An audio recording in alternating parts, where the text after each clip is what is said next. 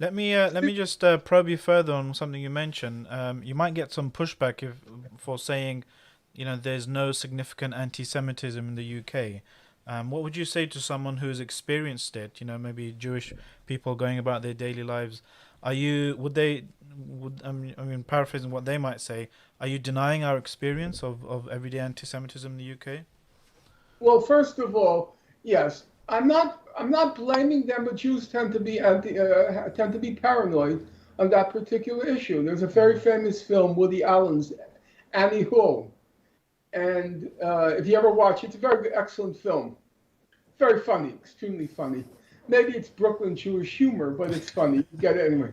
And at one point, he's walking down Central Park, the sidewalk near Central Park, with a friend of his, and the friend says to him, "What'd you just say?" And Woody goes, "Jew, didn't you say Jew?" He said, "No, I asked, what'd you say?" "You said Jew, Jew." And he's going, "Did you hear him? He said Jew, he said Jew." Yes, Jews are that way. There's a historical experience that might explain that hypersensitivity, but there's also a hypersensitivity. Number two, there's a world of difference between what you might call anti-Semitism and what you'd call a prejudice, a um, a a stereotype, a negative stereotype Hmm. that you carry about people. Everybody has to deal with prejudices. If you're short, if you're fat, if you're ugly, uh, you always have to deal with those kinds of unfair presuppositions that people make of you. You know what that's called? Are you ready for this? It's called life.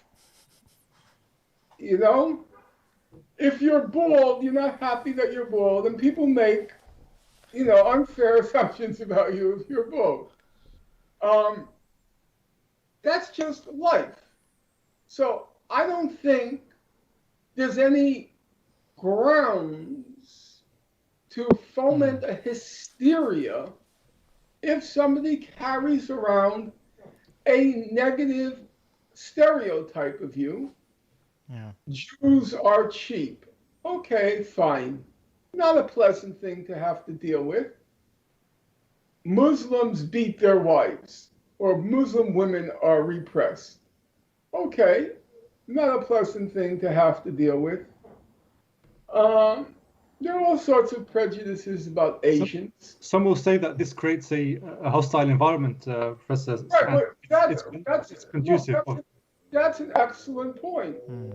But then you have to ask the question, as a practical matter, as a practical matter, does this hostile environment manifest itself in ways which are prejudicial to your life's existence? So let's take practical examples.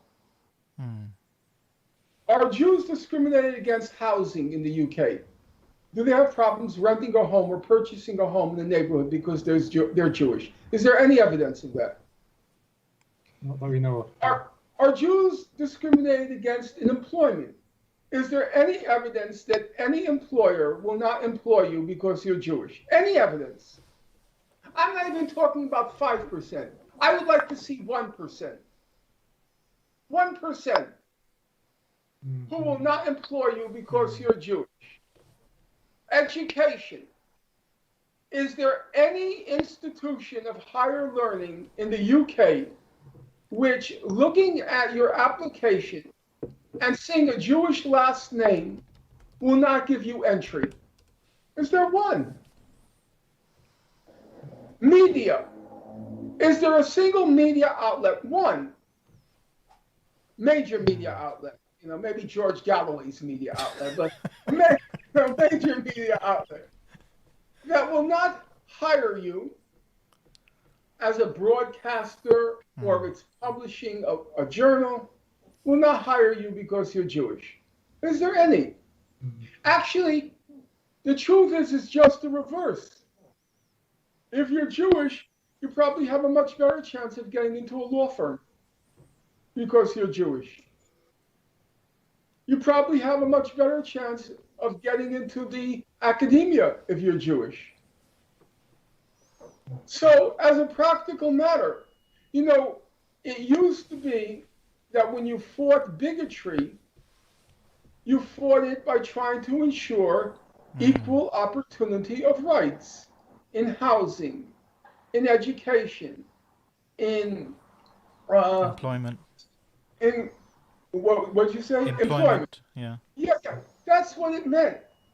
It didn't mean going around examining your mental thoughts.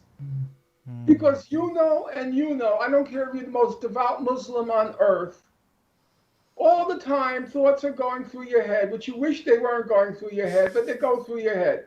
You know? Not my head. What does Islam say about mine on the podcast?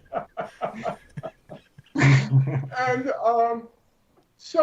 but we don't police thoughts. We can't police thoughts. The human mind is a very complex instrument, and you can't control every thought that passes through your mind.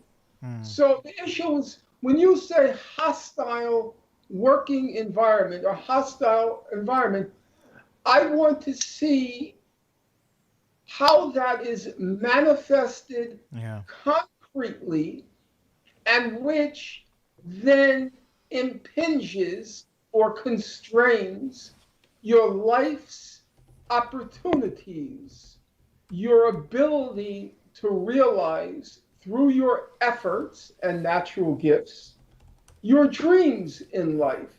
That to me is significant.